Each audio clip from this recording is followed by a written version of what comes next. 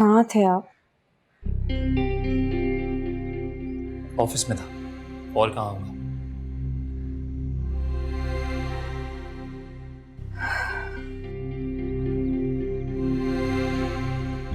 Office phone किया था मैंने, चेक करने के लिए। हर बीवी का इख्तियार है कि अपने शौहर पे चेक रखे। लेकिन इख्तियारात का गलत इस्तेमाल अक्सर बहुत तकलीफ देह होता है।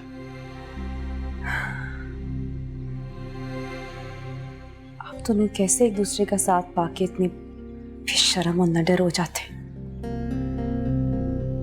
किसी रिश्ते का लिहाज नहीं रहता ना, जबकि नाजायज ताल्लुकात रखने वालों में तो शर्म खुली होती है। अजरा, ये सब जो बिखेर दिया है, ये समेटेगा कौन?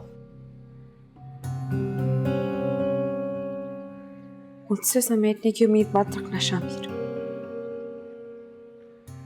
समेट नहीं पाऊंगी।